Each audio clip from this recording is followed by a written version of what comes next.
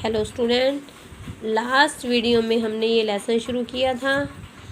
हमने स्पर्श व्यंजन पढ़ लिए थे। अब हम अगला पढ़ेंगे अंतस्थ व्यंजन।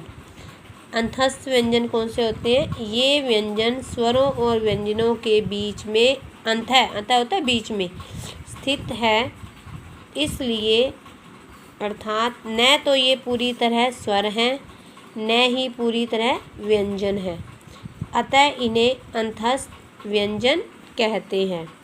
ये केवल 4 होते हैं, य, र, ल, व। अगला हमारा है ऊष्म व्यंजन। जिन व्यंजनों का उच्चारण करते समय अर्थात बोलते समय हवा मुंह से टकराकर ऊष्मा गर्मी पैदा करती है, उन्हें ऊष्म व्यंजन कहते हैं। ये भी 4 होते हैं, आप बोल के देख सकते हो। श, श, स, ह। संयुक्त व्यंजन। 2 भिन्न व्यंजनों के परस्पर संयोग को संयुक्त व्यंजन कहते हैं। ये मुख्य रूप से 4 होते हैं, अर्थात जिस व्यंजन में 2 से ज़्यादा वर्ण मिले होते हैं, जो 2 से ज़्यादा व्यंजन मिले होते हैं। क प्लस श, क्ष, त प्लस र, त्र, ज प्लस इय, ज्ञ, श प्लस र, श्र। इसके अलावा द भी होता है, द प्लस य। द्वित्व व्यंजन। जब एक व्यंजन ध्वनि अपने समान अन्य व्यंजन ध्वनि से संयुक्त होती है, मतलब एक ही व्यंजन की 2 बार ध्वनि आती है, तो उसे द्वित्व व्यंजन कहते हैं।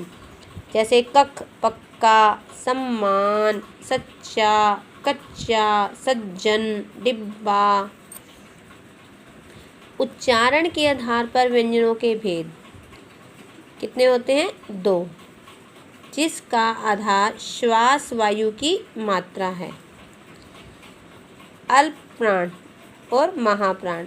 अल्प प्राण जिन व्यंजनों को बोलते समय श्वास वायु की मात्रा कम और कमज़ोर होकर निकलती है, मतलब कम आवाज़ निकलती है, उन्हें अल्प प्राण व्यंजन कहा जाता है। क, ग, ङ, च, ज, ञ, ट, ड, ण, त, द, न, प, ब, म, य, र, ल, व। अर्थात प्रत्येक वर्ण का पहला, तीसरा, 5वां वर्ण और अंतस्थ व्यंजन।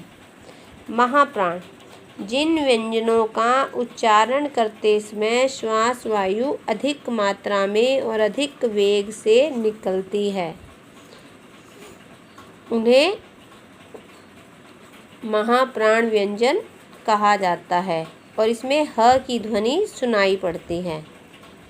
ख, ग, छ, झ, ठ, ढ, थ, ध, फ, भ, श, स, ह। रोमन लिपि में लिखते समय जिनमें एच जोड़ा जाए वे महाप्राण हैं। इसकी एक पहचान भी हो सकती है।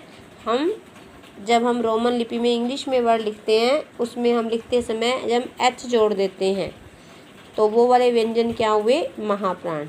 इंग्लिश में हम कर सकते हैं ट्राई। के एच, देखो ख, घ के लिए जी एच, फ के लिए पी एच, भ के लिए बी एच, श के लिए एस एच। आगे हमारा है वर्ण संयोग। वर्णों के परस्पर मेल को वर्ण संयोग कहते हैं। व्यंजन और स्वर का संयोग। स्वरों की सहायता के बिना व्यंजनों का उच्चारण संभव नहीं है। जब किसी व्यंजन में स्वर न मिला हो तो हम उसके नीचे क्या लगा देते हैं? हलंत का चिन्ह लगा देते हैं। जिन व्यंजनों के अंत में एक खड़ी रेखा मिलती है उसे क्या कहते हैं? पाई। ये देख रहे हो आप ये वाले व्यंजन, और इसकी पाई हटा दें तो ये क्या हो जाता है? आधा बन जाता है। हम इसको कहते हैं इसकी टांग तोड़ दी, इसको आधा कर दिया। बिना पाई वाले व्यंजन, इनकी पाई नहीं होती, इसलिए इनको आधा करने के लिए हम हलंत लगाते हैं। आगे है स्वर रहित व्यंजन के समान स्वर सहित व्यंजन के मेल को द्वित्व व्यंजन कहते हैं। जब दो व्यंजन होते हैं, एक स्वर रहित, इसमें स्वर नहीं है, इसमें स्वर है, एक आधा और एक पूरा, लड्डू, बच्चा, गद्दा, बिल्ली, जैसे चप्पल, छज्जा, चम्मच। देखो पहला जो है व्यंजन आधा है, दूसरा पूरा है। र के संयोग में सबसे अधिक असावधानी होती है। जैसे र, जब र स्वर सहित रहित होता है, जिसको हम आधा र कहते हैं, जिसे रेफ भी कहते हैं, और ये वर्ण के ऊपर लगता है। ये देखो ये वर्ण के ऊपर लगता है, इसे घमंडी र भी कहते हैं। और इसकी आवाज़ जो है जिस वर्ण के ऊपर लगता है उससे पहले आती है। पर्वत, मर्द, कर्म, वर्ष। एक र होता है जो पैर में लगता है। र से पूर्व कोई भी स्वर रहित व्यंजन हो उसके पैरों में लग जाता है, नीचे की ओर, ठीक है ना। इसकी आवाज़ जो है जिसके पैर में लगता है उसके बाद में आती है। प्रकाश, समुद्र, चक्र। स के साथ र का संयोग होने पर इसका रूप स्र हो जाता है, ऐसे बन जाता है ये।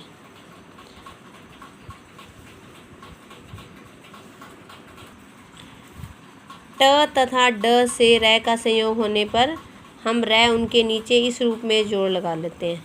ये बन गया, इसके नीचे ऐसे बना देते हैं, ड्रामा, ट्रेन, ट्रक। ये हमारा लेसन कंप्लीट हो गया। एक बार फिर से रिवाइज कर लेते हैं। उच्चरित ध्वनि के लिखित रूप जिसके खंड न हो सके वर्ण कहलाते हैं। वर्णों के व्यवस्थित समूह को वर्णमाला कहते हैं। वर्ण के दो भेद होते हैं, स्वर व व्यंजन। स्वर के तीन भेद होते हैं, ह्रस्व, दीर्घ और प्लुत।